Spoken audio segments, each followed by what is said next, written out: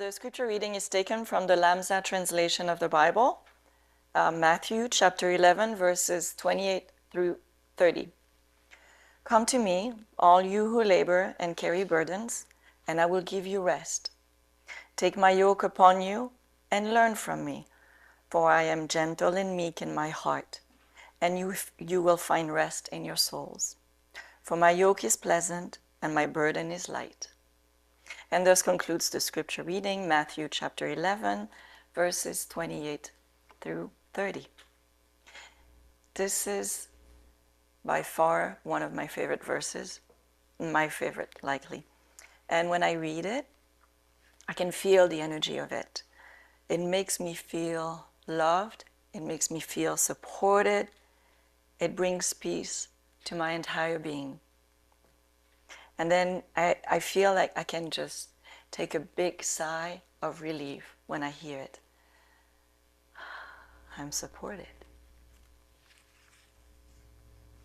Now, I'm aware that some of us who are drawn to divine metaphysics might not like to talk about Jesus or about God because of earlier experiences with church. And some people may feel that they might want to turn away from some of those earlier experiences. So the beauty of divine metaphysics is that we look at the Bible and all the characters in the Bible metaphorically. So instead of looking at this scripture in a traditional way, let's look at it actually from a historical and cultural perspective, and let's also consider the metaphysical interpretations. And Dr. Errico is a genius at giving us the cultural and the historical perspective. Dr. Errico studied with Dr. George Lamsa, who translated the Bible directly from Peshitta, the language of Jesus. And that is the Bible that we actually use mostly during seminary. So in the Aramaic light of the Gospel, on the Gospel of Matthew, Dr. Errico explains that the yoke is a metaphor for all the taxes and all the burdens that lords used to place on villagers. Villagers had to bear all this weight and do everything for the lords. They had to pay those taxes, but also to the Lord, but also to the temple. And they had to cover all the expenses for the priest, who had a very luxurious life. And then Jesus came about, and he showed a very different way of what a spiritual leader could be. He had a simple life, and he expected nothing in exchange for helping people, for teaching them, for praying for them, for healing them. He was approachable and simple. He embodied divine consciousness. He taught and he demonstrated that there is no need for an intermediary between the people and what he called the Father. People could get close to divine source themselves without having to pay taxes and fees. His yoke was pleasant and his burden was light. Metaphysically, the burden being light also represents divine light, wisdom, consciousness, intelligence, truth, the I am, source. Source is meek in the heart, meaning that there's really nothing but love. And love with all its power. Now, imagine that you give your yoke to Jesus, to the embodiment of divine consciousness.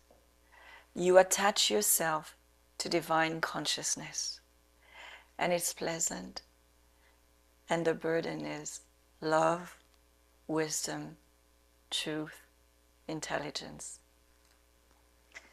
The scripture tells us that when something troubles us, we can go within and find all the answers and all the support that we need.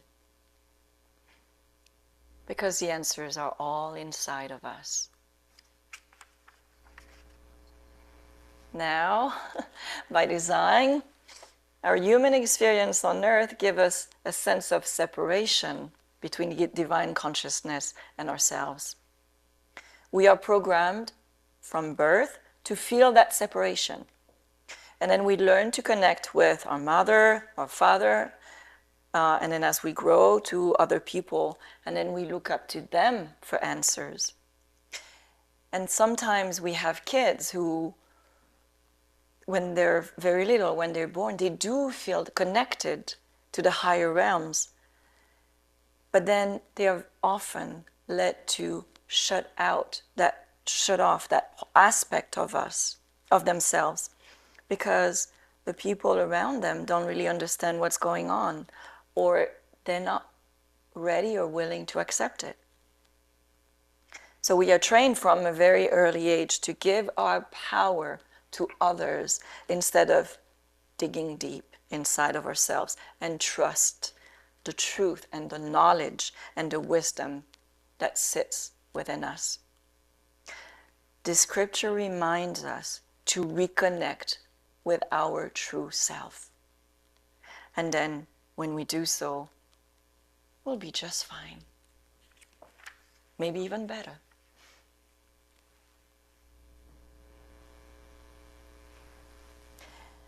Sometimes in our lives we have moments of extreme clarity. Sometimes it's following some exhaustion and despair. We just can't anymore, so we just surrender. Que sera, sera. What will be, will be. After waking up in the morning, perhaps, or after a deep meditation, things just become clear. We have a path that we can follow. We connect to our true self, and after perhaps a time of deep meditation, or a walking meditation, or by letting ourselves being transported by music, we get out of our head, we let go, and we connect with our true self. And then things become clear. When you hit a bump in the road, if you are stressed out because what's happening around you, ask for help. Ask, and it shall be given to you. When you struggle, do you ask for help? And if you do, how do you ask for help? Do you pray a traditional way? You bow your head down in reverence? You speak softly?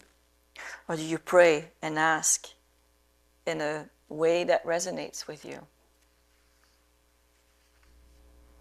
You can practice your faith or ask for divine guidance in a way that works for you, even if it's not the traditional way, even if it's not the way that you've been taught, as long as it works for you and as long as it doesn't hurt anyone, including yourself. I'm going to share a little secret with you. I find that praying softly is very challenging for me. I'm in my head all the time, and I get very easily distracted. So praying quietly doesn't really work for me. So when I have a choice, I pray in private. And when I say in private, I mean it. I don't think my kids even know that. But when I pray, I make sure that there's no one around me who will notice my strange ways. And I'm looking at them right now. It's like, what is mom about to say?